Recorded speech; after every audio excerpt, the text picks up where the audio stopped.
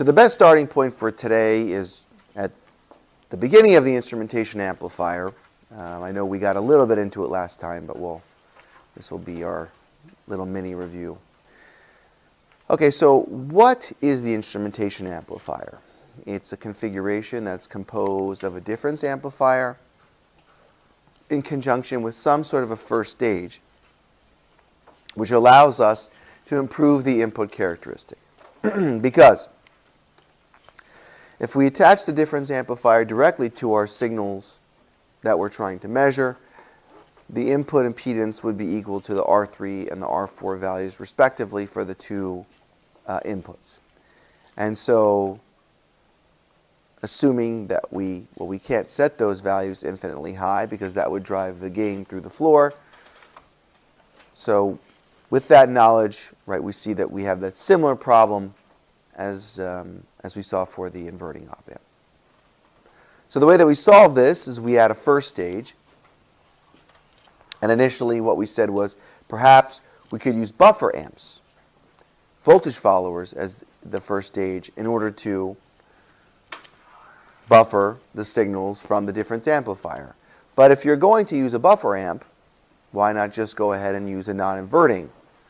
The reason being that both the non-inverting amplifier and the buffer amplifier exhibit a input characteristic. The input impedance is equal to that for the open loop configuration, which should be very high. So what we have is two stages, 3 amplifiers. Yes? Could you repeat what you just said about the similarity between the buffer and the non-inverting? Yeah, so our goal in this first stage is solely to buffer the input from the difference amplifier, meaning have very little current drawn from this terminal here, and then we don't worry about what's going on this side. So in order to have that happen, we need an amplifier with a very high input impedance. There's multiple options that will give us that. The buffer amplifier is one of them, but the non-inverting amplifier also does that. So given the fact that we can use either, why not choose the option that also can give us some additional gain? So if you really didn't care about this additional gain right here and you wanted to save the space that the resistors take up, then you could go ahead and use a voltage follower. And then the gain would only be equal to that which is provided by the second stage.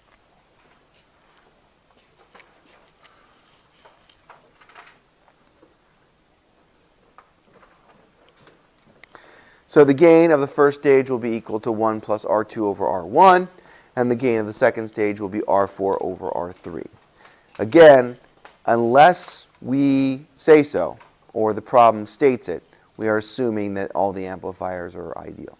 So we don't have to worry about using the non-ideal expressions for the gains here. Okay, now moving quickly, because I know we've talked about this already. This is our gain expression, R4 R over R3 times et cetera, et cetera. And the main disadvantage that we saw of the instrumentation amplifier in this configuration was the presence of the common mode gain, which was best exhibited by this slide right here. If we consider the instrumentation amplifier as 3 different amplifiers, which it is, so this is a physically realizable, a physically accurate representation, we see the problem that the common mode gain introduces. So let's say we have 10.03 and 10.02 as our inputs. The differential input is what? 0.01, right? And this is a question that you should be able to answer from memory, whether it's on the midterm or on that oral exam quiz thing that we're going to do. I mean, I don't ask you to memorize a lot, but I think this is a small point that you should be able to get. What's the common mode input?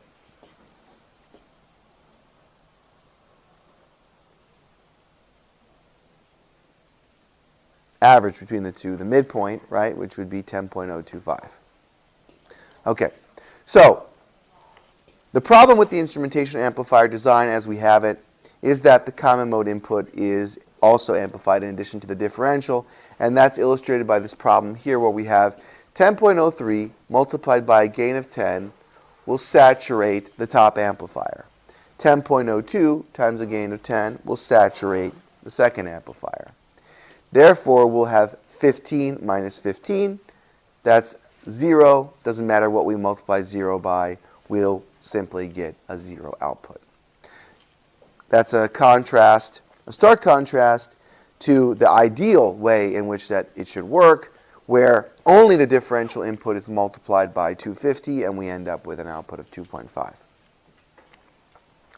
So I think that this is where we stopped last time. We never got to the solution. The solution is actually pretty simple. So in the initial design, we had both of the amplifiers of the input stage referenced to the same ground. If we simply get rid of the ground, then what will happen is this will turn into a floating configuration. This amplifier will be referenced to the voltage here generated by the second amplifier and vice versa. So they'll be referenced to one another. And if we do that, make this change, what we end up with is a common mode gain in the input stage dropping to 0. The textbook goes into a little bit more detail about deriving how that exactly works. For our purposes, we're going to concentrate more on the solution and using it. So this is the quote-unquote better instrumentation amplifier solution, which doesn't have the common mode gain problem. Okay, so how can we analyze this circuit?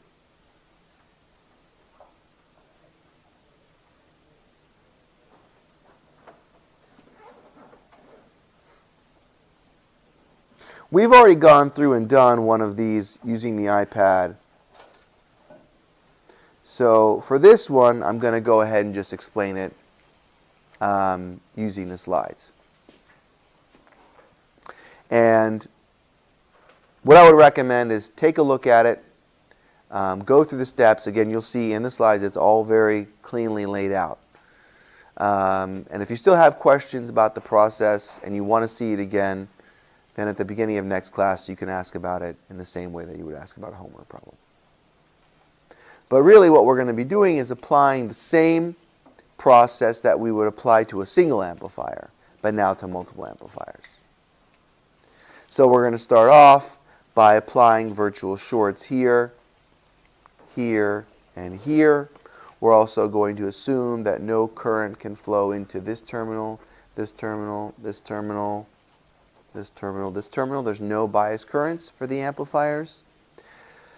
And what will happen is we will be able to remove our amplifiers from the circuit. We'll know that the voltage right here is equal to VI1. We'll know the voltage here is equal to VI2. And we'll know that both of these voltages, which we'll have to give some name, probably Vx or something like that, will have the same potential. So you'll see that what we'll end up with is sort of this really long series circuit that's going to stretch all the way from VO, go through R4, R3, R2, R1, R2 again, R3, R4 down to ground. And so that is the circuit that we're going to have to solve in order to determine what the gain is. So the steps in this process, again, we apply our virtual short. So there's nothing new there. Now, as far as solving this, there's lots of different ways to solve it. I sound like a broken record, but this is the case, right? You need to go over these problems and improve or review, try to, do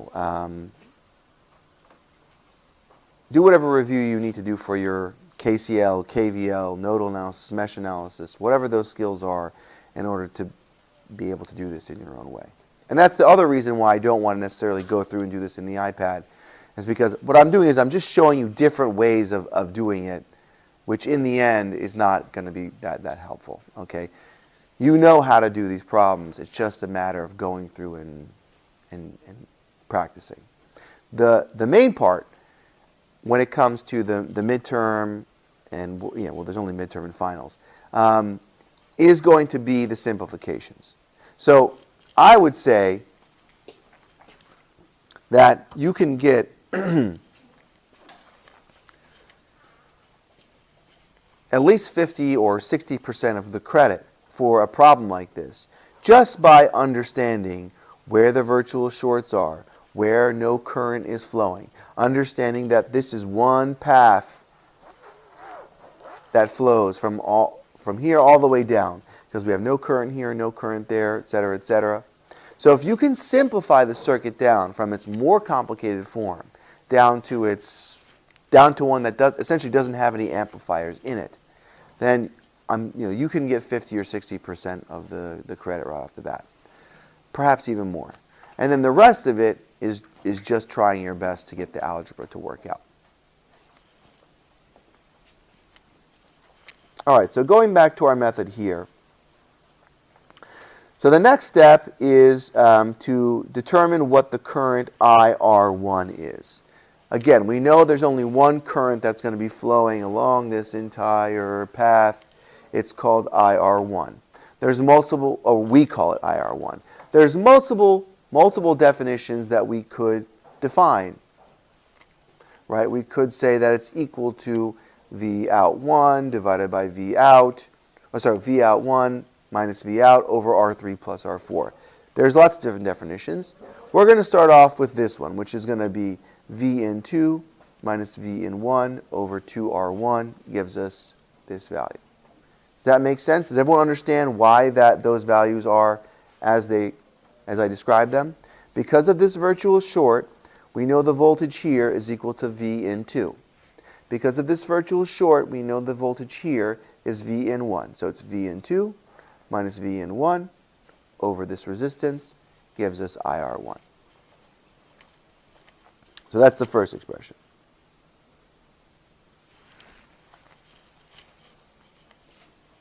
Next, we're going to define the output of A1 and A2. And so what that's going to be is just applying KVL along these two paths right here. V out 1 is equal to V in 1 minus the voltage drop across this resistor. So it'll be R2 times IR1. This equals this minus the voltage drop across this. The second expression we're going to define in a similar manner is V out 2 is equal to V in 2 minus, again, the voltage drop across that resistor. The one thing to keep in mind here is that for the top branch, the direction of IR1 satisfies the passive sign convention. Down here, right, it doesn't, if we assume that the polarity is plus minus as shown. So you see in the expressions,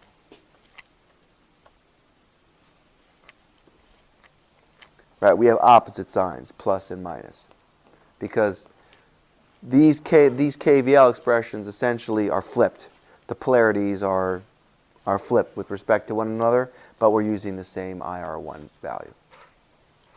So this calculates the value of IR1. This applies KVL to the feedback path for the stage 1 amplifiers.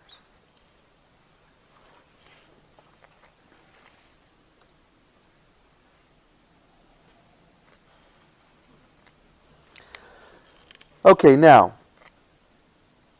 how do we tackle the next stage of this? We want to be careful because we have a very specific way that we want this to be posed for the difference amplifier. We're not concerned with what's happening with V out 2. We're not concerned with what's happening with V out 1. We're concerned with what's happening with V out 2 minus V out 1, right? This difference amplifier should be applying a gain to the difference between those two. So in the next step, what we're going to do is we're going to take V out 2 and subtract from it V out 1. So this is one of the expressions we had 2 slides back. This is the other expression we had 2 slides back. The only difference is 2 slides back we had IR1 right here. That's what's inside the parentheses. But we went ahead and substituted in the value we calculated for that. So essentially, if we go back here, what we did was we said this minus this. Okay, we're looking at V out 2 minus V out 1. We have IR1s right here, so we took this, substituted it in there, and also substituted it in there. So that's how we got this rather long-looking expression. This right here essentially is a combination of all 3 of the expressions that we had 2 slides back. Okay, now let's do some simplification and combine some terms. So what we're going to do is try to get everything in terms of V in 2 minus V in 1, because that's the input to the second stage that is of interest to us. So what we'll have is V in 2 minus V in 1. That'll be by itself. And then what we'll have is plus, and now we can combine these 2 terms together, which what it'll give us is 2 V in 2 minus V in 1 times R2, right? There's an R2 present in both places, divided by 2 times R1. So if you think about it, it's alpha plus 2 times alpha R2 over 2R1, right? This is the same as this, the V in differential. So what we end up with, if we combine these terms together, is V out 2 minus V out 1 equals the differential input, which is the same as V in 2 minus V in 1, times 1 plus R2 over R1, right? The 2's go away. They cancel out.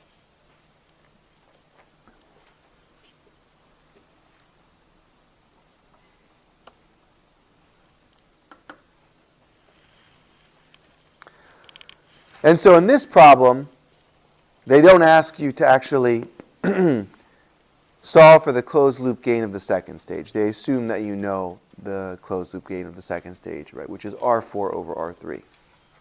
So what we're going to do is just go ahead and apply this, multiply what we got from the first part of the problem to R4 over R3. And then we get this solution, which matches what we saw earlier. I don't know why I didn't cancel out these 2's, sorry. But obviously they would go away. Now, why do they ask us to do this sort of half example, right? They ask us to solve for the closed loop gain of the first stage, and then when we get to the second stage, they kind of just tell us, well, you know, use the answer, or the known value for the gain. The reason is because they're trying to demonstrate to you specifically the effect of combining the 2 input resistors, 2 values of R1 together. Right? Previously we had a ground here. Both the amplifiers were referenced to the same ground. And so we got rid of that and we used this floating configuration. So in this example, they're just asking you to look at the effect of that and see how it eliminates the common mode gain.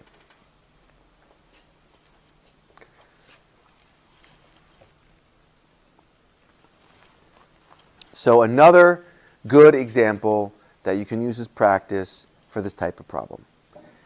Hopefully it's becoming pretty evident that as far as Chapter 2 is concerned, right, this is the primary type of problem that you're likely to see. Right? It keeps coming up over and over again. There's some other small stuff, right? I could ask you to implement, you know, a summing amplifier or something like that. There's no guarantees when it comes to the exam. And this definitely shouldn't be the only type of problem that you study, but again, you can see this is a pretty hefty part of the chapter. So these examples combined with what you see in the homeworks, hopefully it'll give you a good stable of examples to draw from to master this. Okay, So we've talked about several different types of new amplifiers that we had not seen before. We had inverting and non-inverting. We had seen those before. The summing amplifier, that was one that we hadn't seen before, so that was new. Then we have the difference amplifier, that was new. The instrumentation amplifier, that was also new. So what role do those fulfill? Right, the summing amplifier allows us to sum different components together. The difference amplifier gives us a differential input. The instrumentation amplifier essentially provides us a refined version of the difference amplifier, where now the input characteristic is better. So what's the next one we're going to tackle? The next one is the integrator or the differentiator amplifier. These are really two flavors of the same configuration, two shades of the same color. And what these devices do is that they provide an output that's an integral or a derivative of the input signal. So just like how the summing amplifier was very useful for producing something like a PID controller before we used digital technology, right? Back in the day, we would have an integral controller, a proportional, derivative controller.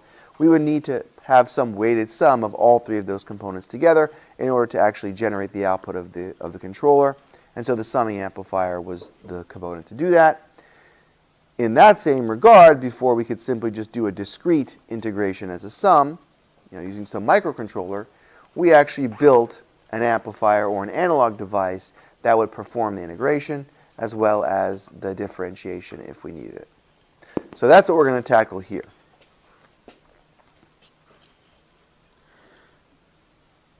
And the integrator and the differentiator, both of them boil down to this general form, which is really just an inverting OpAmp with complex values as the Z1 and the Z2. So far, we've only looked at examples where the feedback impedances are resistive only, right? R1, R2. But we can use some combination of inductors, resistors, and capacitors in either one of these, as either one of these values, Z1 and Z2. And that is how we are going to make an integrator as well as a differentiator. By using capacitors, here, we can generate that type of behavior. Okay.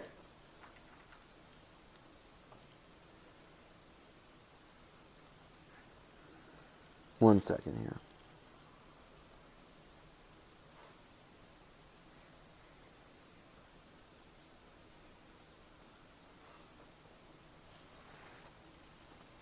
I wanted to see where this was going before I started talking. So, before we come to the example, let's take a look at this configuration here. So this configuration is going to give us an integrating type of behavior. We have a capacitor as well as a parallel resistance as our feedback impedance, and then we have a basic resistor as the input impedance. And so what we want to do is we want to analyze this closed loop configuration. Okay. Before we do that, however, this is your homework number 4. Solutions as usual. Looks like I also included, at one point there was a lot of questions about 247. So this is actually the one that asks you to solve for the closed loop gain of this variation on a summing amplifier. So the more detailed solution is shown here. Obviously, if you have questions, I'll be more than happy to come in and do a better review. Okay, so returning to that subject that we had just left, and actually referring specifically to the example, the slides are a little bit out of order. I think I got to fix something here. But because this question seems like it should be posed before that other slide.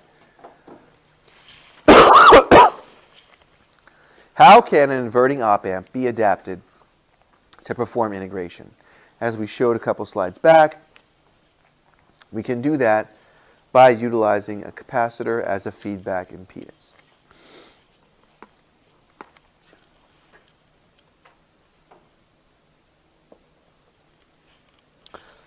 So, this is the most basic configuration. I know the example that we showed a second ago had a resistor in parallel here. Let's forget about that for a second, because this is actually one step more general than that. So this is what's called a Miller integrator, or the inverting integrator. And there's two descriptions that we have to look at.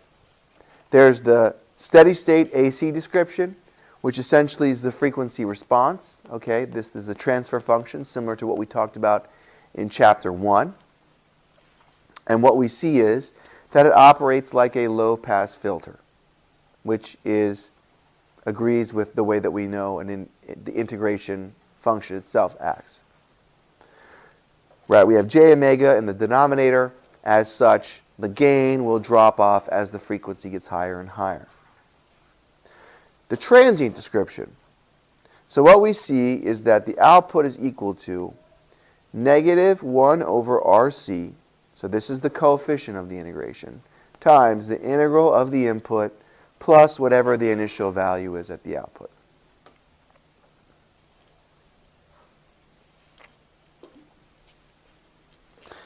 Now, what's the problem with this configuration?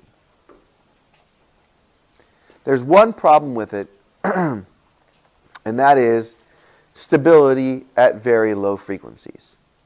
At very low frequencies, what's going to happen to the gain? It's going to blow up, right? Because our S value equals j omega will be equal to 0, which then will cause the gain to be infinite, and that'll be an unstable situation.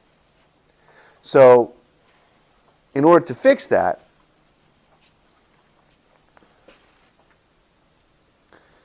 what we can do is place a large resistor in parallel with the cap. And this leads us to the configuration we saw prematurely 2 or 3 slides back. Now what we have is a transfer function, a frequency response, where it does not blow up for very small values of j omega, right? When j omega is equal to 0, we'll end up with negative RF over R1. It'll simply just act like an inverting op-amp, which is what we would expect. Because for DC frequencies, how is a capacitor represented?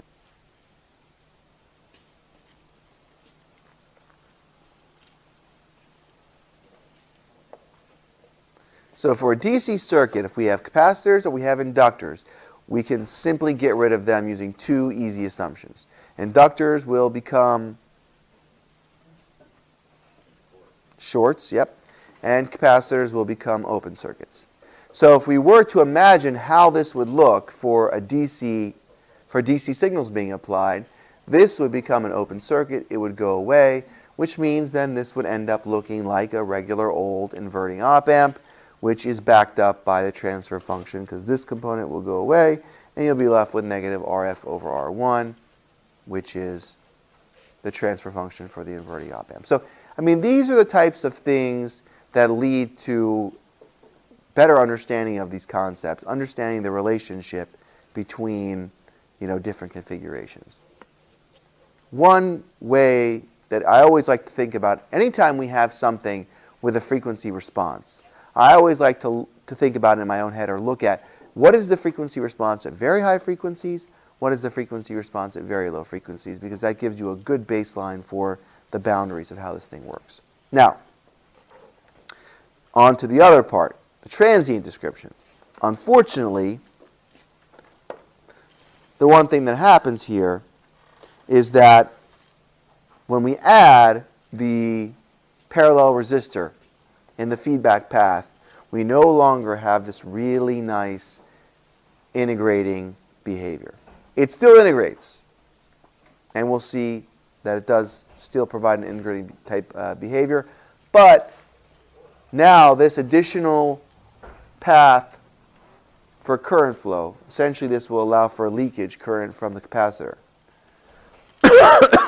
What that means is that the transient description, the output, will depend on the input signal that's being applied. And in order to get this transient description, we'll have to calculate its transient response, which is going to lead back to a whole bunch of stuff from ELC251-05. So, how do we do that?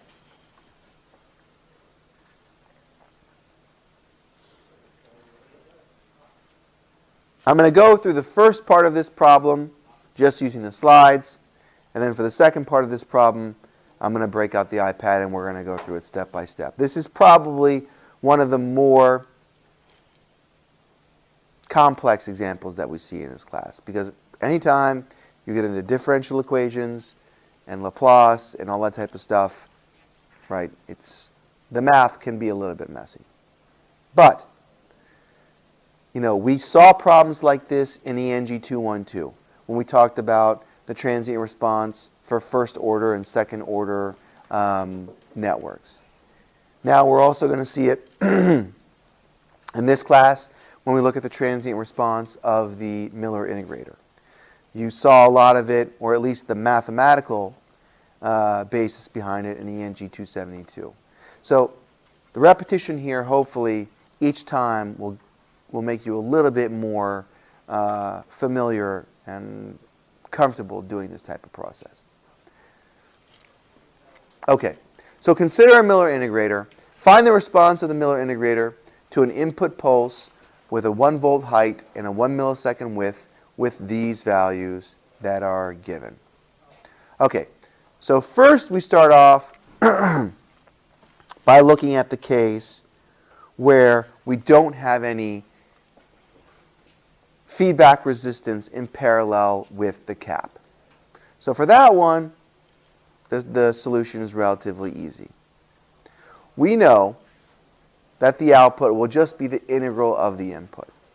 And I'm not even going to look at the math, okay?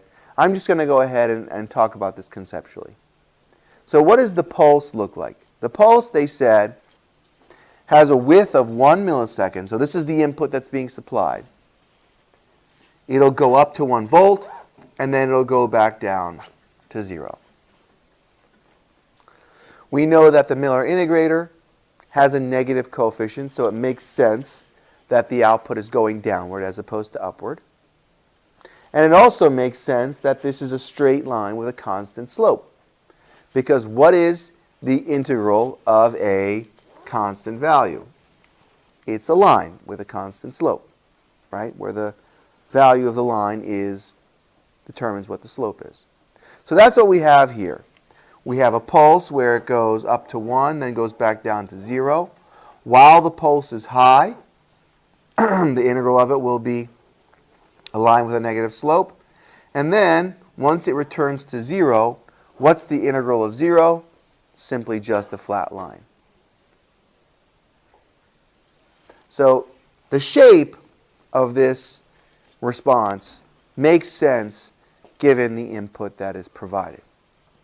Now we can look at the math a little bit. So first things first, why do I split it up into two different pieces?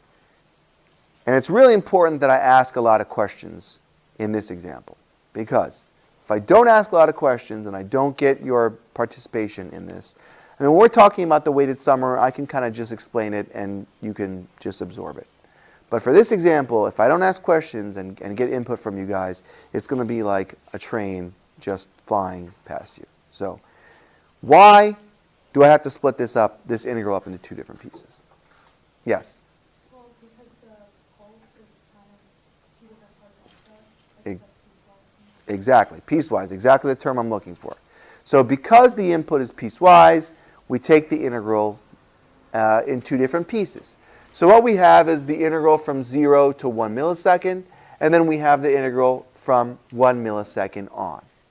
So from 0 to 1 millisecond, what does the integral look like? It's negative 1 over RC, as dictated by the slide a couple, two, 3 slides back, times the integral of 1 plus whatever our initial value is. So we're assuming that we're starting out at 0. And so what we end up with is a line that's going downward with a slope of negative 1 over RC, right? Because the integral of the 1 will simply be t. So you end up with negative 10,000 t.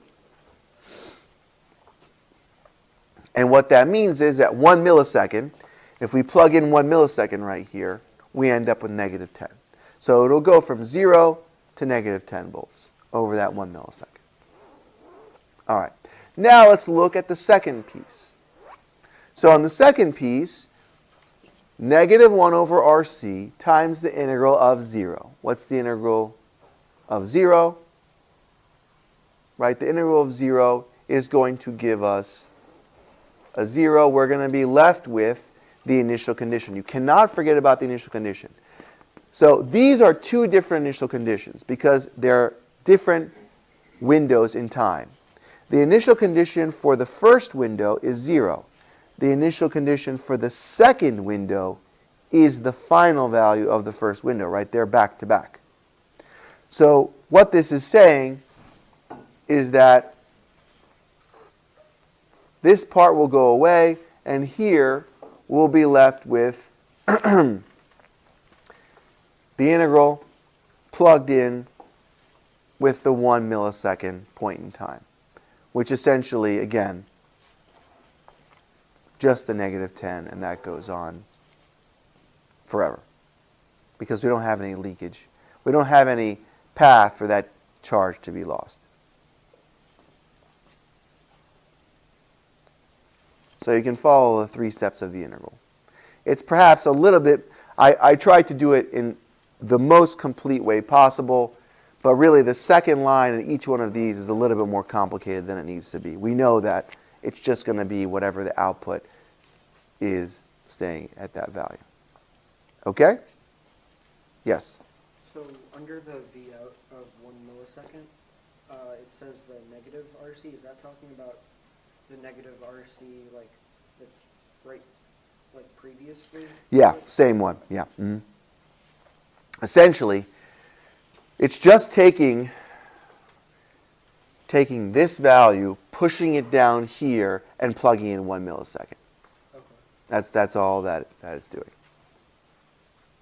Because you can see what you end up with is, so the top is negative 10,000 t, the bottom is a definite integral. Negative 10,000 t plugging in 1 millisecond. Minus, you minus the 0, but the 0 is going to be 0. Okay. So now, the part that we're going to do on the iPad. Second part is where we do have this parallel resistor. So I'm going to show this slide, and then we're going to jump into the details of doing the math. But this slide actually does give a very good description of what's going on, at least to start us off. So this is what the original configuration of the Miller integrator with the parallel resistor looks like. Okay? This is what it looks like with the amplifier removed. Again, we're assuming ideal characteristics of the OpAmp. That means that we have a virtual short that applies right here. So the voltage at the intersection between this, and this is 0 volts, same as the ground. We also know that no current can flow into the amplifier. It has a 0 bias current. And so therefore, we can actually get rid of the amplifier altogether. And so this is a simplified, redrawn configuration of what we have above. All the important parts that we need in order to solve for the transient response. We have the resistance, series input resistance, as well as the feedback capacitance and the feedback resistance. So these are our input. This point is the same as this point right here, and then our output is our output. And then now you can see as we start off the problem, how are we going to define it as this first order differential equation. And this is what we have to solve in order to get where we need to go. All right. So give me a second to get the iPad loaded up.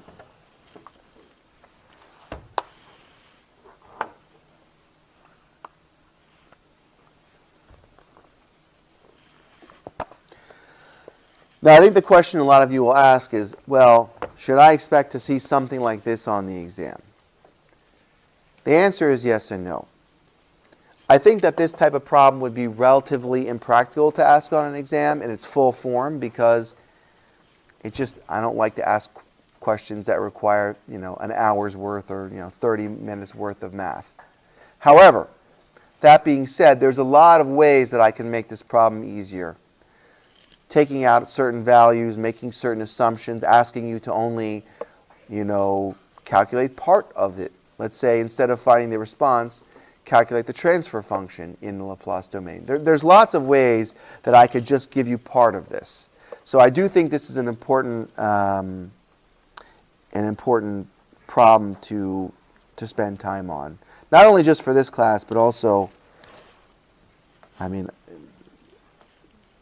one important thing to come out of this class with the combination of ENG212, 251, and 272 is knowing how to deal with these transient response problems.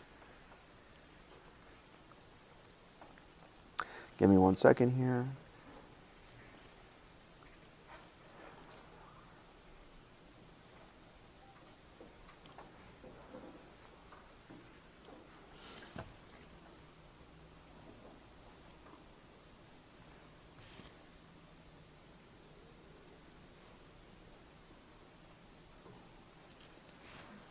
All right, so what I'm going to do is I'm going to actually leave the slides up on the left-hand side, and we'll use the iPad on the right-hand side so you can compare and contrast. Yes?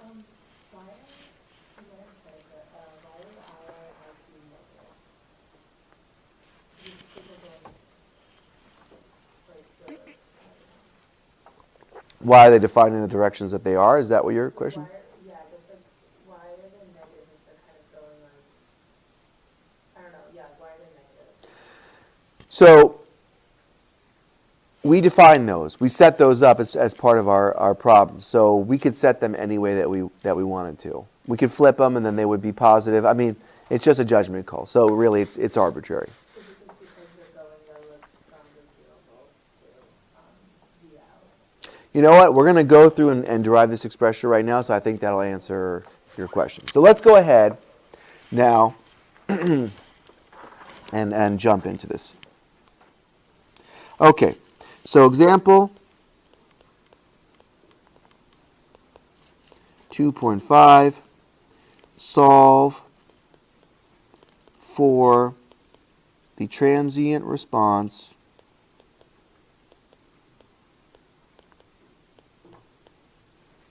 of the circuit below.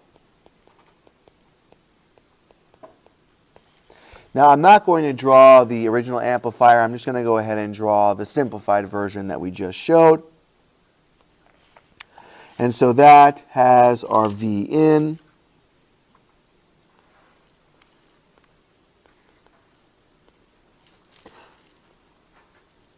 our resistance, then we have our capacitance, we also have the parallel resistance. So this is called R1, this is called CF, and this is called RF. Now let's label all of the voltages and currents that we're going to be dealing with in this circuit very clearly. So what I'm going to do is I'm going to call this VR1, and I want the passive sign convention to obey this. So I'm going to define this as I in. In reality, I don't need this value right here because this is 0 volts. So this is the same as V in. So I don't need to give it a separate name. Then what we have, and sorry, this is not ground. I misdrew this. This is actually V out. All right. So our V out has a polarity that looks like this, going negative positive, right, because our V out is actually at the bottom of the circuit. And I think this is the reason why your question about the negatives comes in, because we decided to still draw the current directions in this way, IC and IR, which you'll see they violate the passive sign convention. So that's the reason why they end up being negative. So I think that's all the important stuff that I have to label here. The other thing that I want to draw, just for the sake of completeness, is I want to draw what the input signal looks like. We didn't explicitly show it on the other slide. So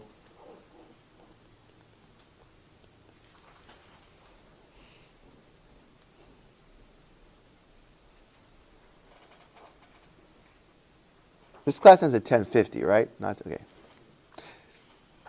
Last time I went over, I forgot what. Okay, so this is 1 millisecond right here, this length.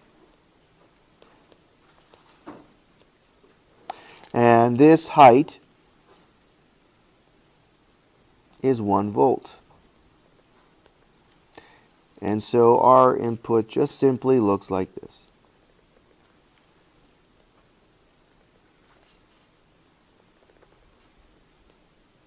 Okay. So now, moving on to the details of this. Warning you all, there are going to be a lot of steps in this problem, and I'm not even sure. I mean, it's 10:20 now. It's not a guarantee we're going to finish it before today is up, but we will do it right. Okay, so first step.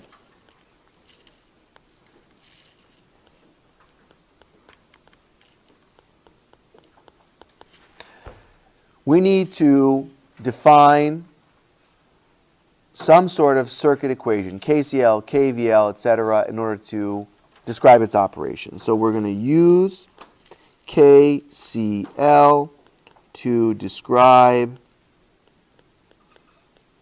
the circuit's behavior. Okay. So we know that I in is going to be equal to IC plus IR. Right? That's just taken from applying KCL at that node right there. My goal here is to take what is a complicated problem, like all of our examples, and break it down to easy steps. So at least if you have problems going from A to Z, you never have a problem going from A to B, B to C, C to D, etc. Step number 2. So substitute for the currents. And I'm going to leave that open-ended because for the resistive elements, we're going to use Ohm's law, and for the capacitive element, we're going to use the differential expression that describes the VI relationship of a capacitor. Okay, and maybe I could write those real quickly. We know that for all resistors, V equals I times R. We know that for all capacitors, I equals C dVc dt. And I can write that in terms of current here. So I equals V divided by R. So we're going to take both of these and we're going to apply it to this KCL expression. And so what we're going to end up with is V in divided by R, what's called R1, is equal to, now let's look at IC. So IC, again, it's violating the passive sign convention. The current's flowing from the negative to the positive terminal. So instead of having CF dV out dt, I need to add a negative, right, to account for the fact that the current that we're looking at is flowing from the negative to the positive terminal. Then I'm going to do the same thing for the other, so VO over RF. So that describes our circuit. This, again, is I in, this is IC, and this is what we call IR. Okay, next. So we know we need to solve, and I forgot my D, sorry. I'll squeeze it in. Right, there's a derivative there, which I forgot. So we know we need to solve this first order differential equation. There's lots of different ways to solve it. We're going to go ahead and use Laplace. Okay, so for those of you who are not familiar, right, you should have a Laplace table that you are familiar with using. There's going to be one on the, there's going to be one on the cheat sheet. Let me find one here. There's tons of good ones online. I'll leave one up on the left-hand side of the screen, but you can see here the common Laplace transforms. Okay. So now this third step here,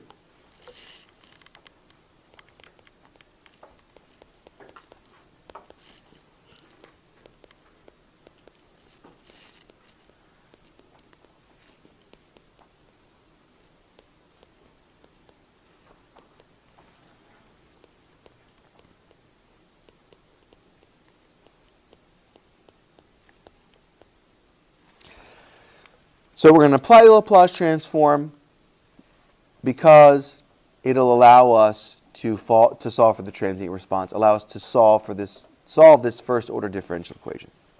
So how is that going to look? Let's talk about some of the Laplace transforms that we're going to use. So one is the Laplace transform of a value alpha, a constant, okay? That is the same as alpha times the Laplace transform of 1, right? Because this Laplace transform is a linear operator, which means that we can take terms that are added together and we can pull them apart, and we can pull out constant coefficients. So the Laplace transform of 1 is equal to that, 1 over s. So anytime we have a constant, we're going to end up with whatever the constant is divided by s. Then what about the Laplace transform of a function of time, but the derivative of it? Is everyone familiar with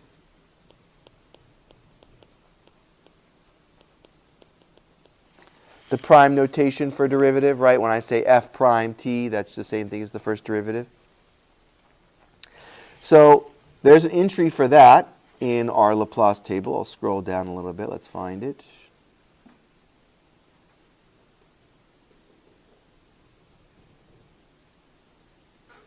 And so what that gives us is S f of s minus whatever the initial condition of the function itself was.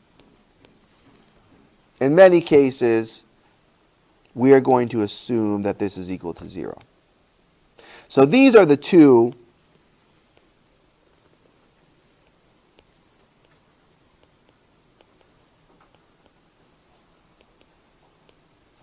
that we need to use in order to transform what's above.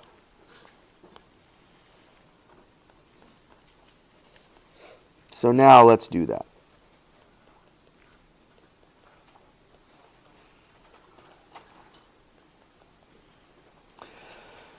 So first we find the Laplace transform of this. Laplace transform of that. Let me go back to my slides here.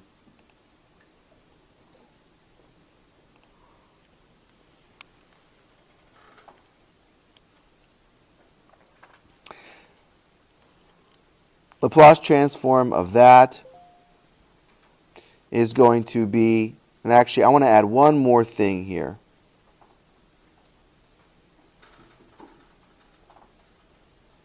I move it down.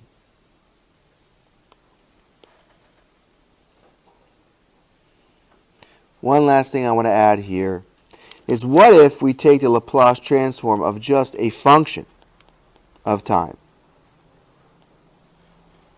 That will just give us the corresponding function in the Laplace domain.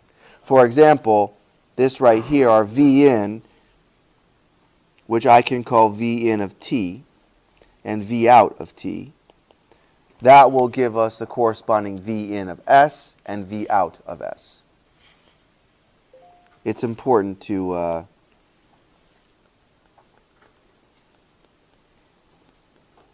understand that.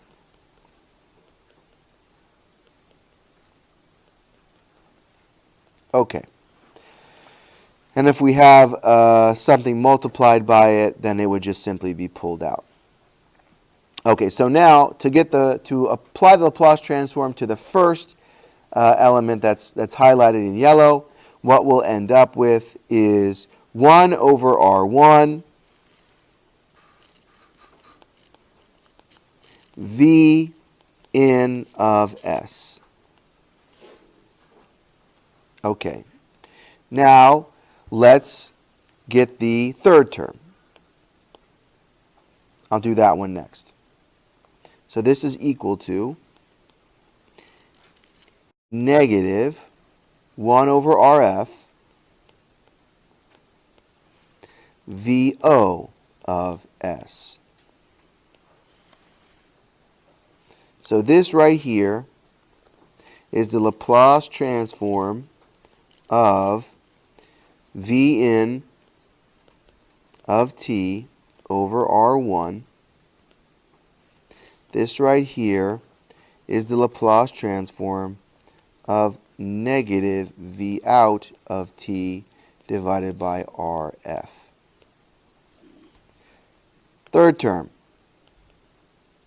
For that one, we're going to need to apply that guy, right? We are taking the Laplace transform of the derivative of V out of t. So we're just going to follow the instructions that are provided to us. So it's going to be, and first thing I'm going to do is pull out any coefficients because they'll go out front. So it'll be negative CF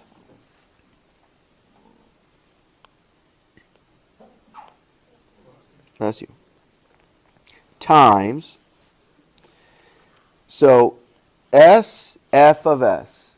So that will be S VO of S minus the initial value of whatever the output voltage is. Close.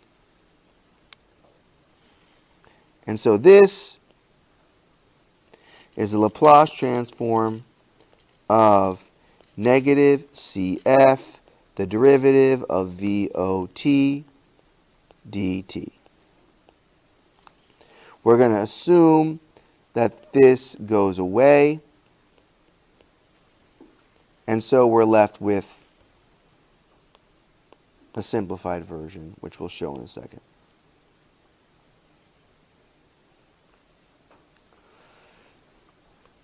So if we group our terms together,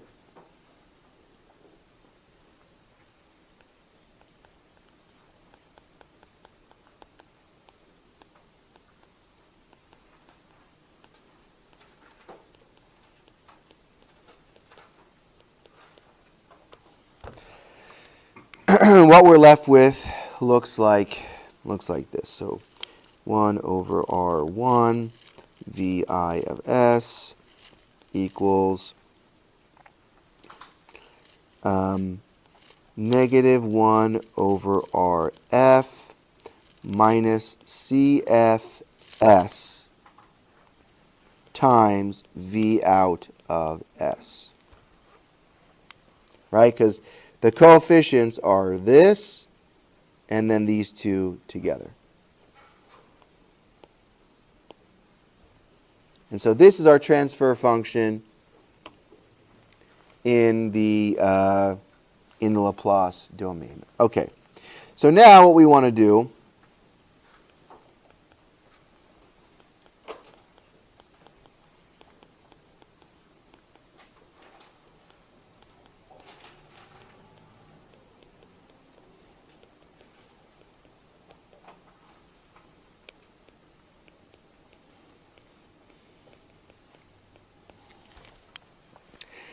we want to put it in the form of V out over V in, which is really not super difficult to do, right? Because we have pretty much everything we need. We'll have V out of S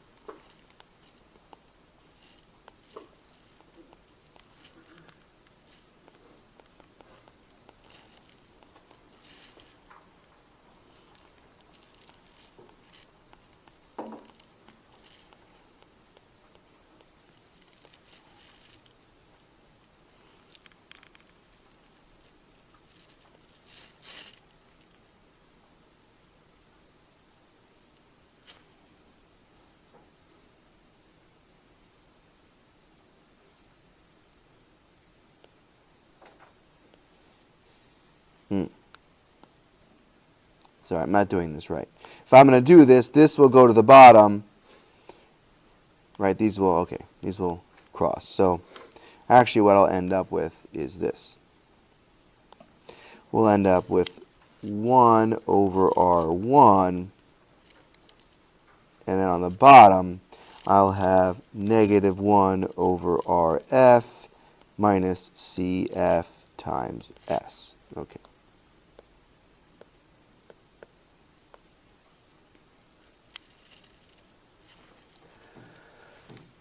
And I can't forget I'm going to go ahead and move this negative up top, and I'll make both of these positive.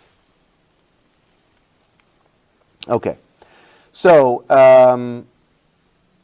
is this fine? Yeah, this is a fine form of the transfer function. Again, we normally don't want to have fractions in the denominator. So, what we can do to get rid of that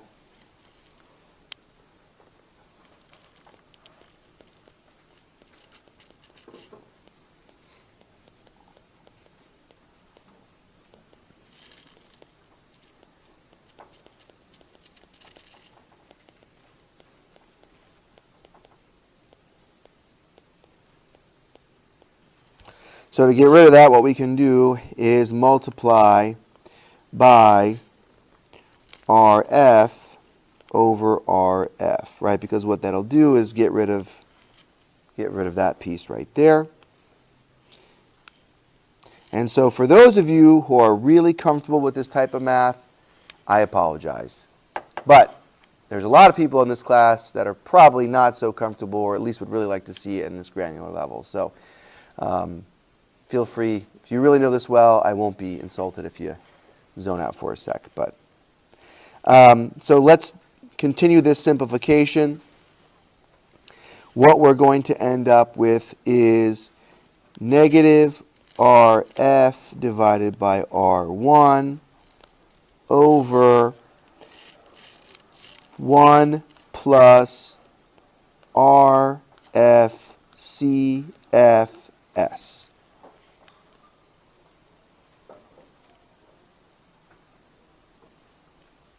Okay, good. So that's a nice looking transfer function for our analog integrator that we have so far. Next step.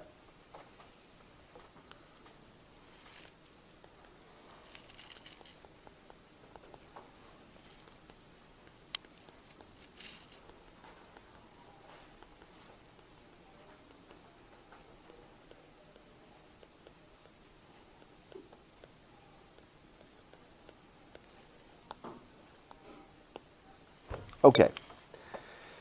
So, now to ask some questions. How the heck are we going to put this input here in the Laplace domain? Does anybody remember vague steps, strategies? How do we do this?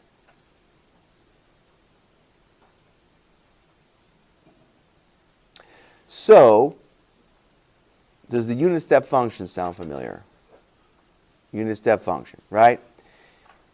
We can take the Laplace transform of a unit step function. That's in our Laplace table, so that's no problem. So if we could take this pulse and we could decompose it down to a unit step function or more than one unit step function, then that would give us a path forward for moving into the Laplace domain, right? So, next question. First off, what is a unit step function? Yes? It's one, like, values greater than, like, t equals 0, and then 0. Exactly. So it looks like this. Like you just said, right, it goes, and then it just goes on forever at 1. We can shift a unit step function right or left by putting t minus something. So this would be u, we usually call it u of t, right? That's what we use to represent unit step function. So this would be u of t. This would be u of t minus 1 millisecond, right? In that case, it would go to 1 millisecond, and then it would go on forever. We can also flip them upside down. So u minus u of t would look like this.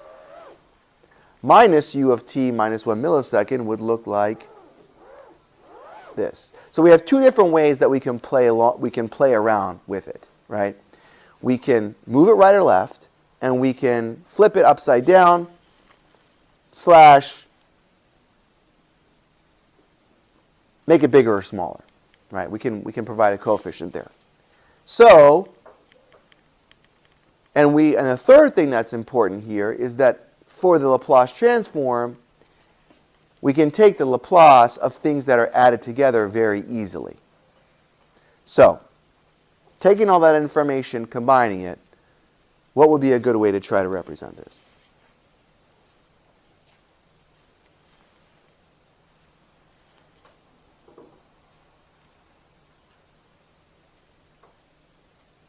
Let's start off with a unit step function, u of t. That gets us all the way to right here. But now we need to go back down to 0. So if we subtracted a unit step function starting at this point, wouldn't that bring it back down to 0?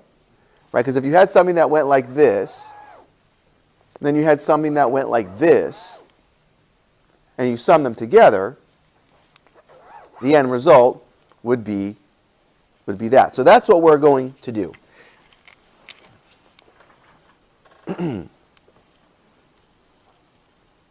So to define our input in the Laplace domain, we're going to use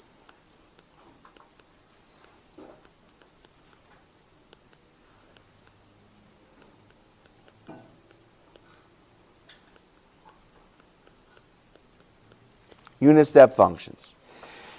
We're going to have u of t And then we're going to have negative u of t minus, and I'm just going to call it alpha. Okay? Now I'm going to actually write them in different colors. So u of t minus alpha.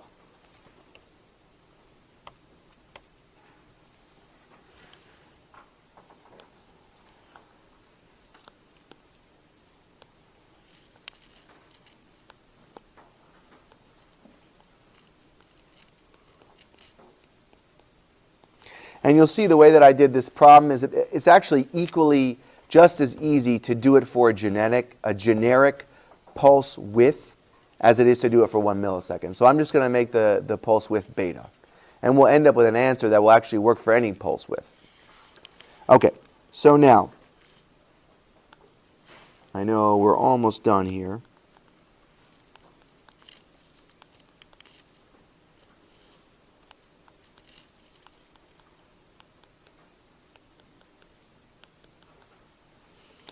So, this is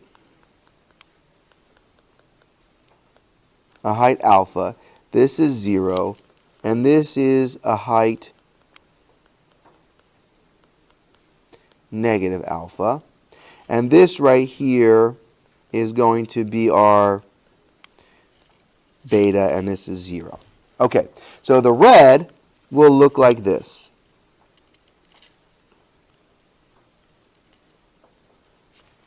Okay, the blue will look like this.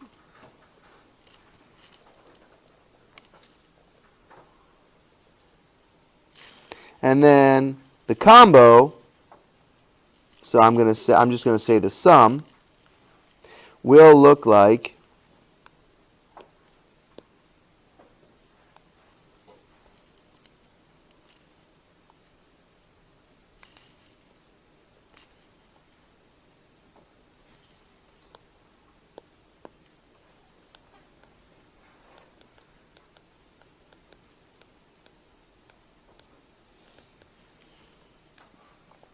and so to get our input, we're going to say that V in of t will be equal to alpha u of t minus alpha u of t minus beta.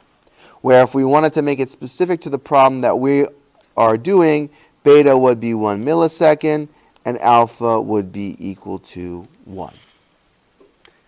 And so I think that's probably the best place to stop.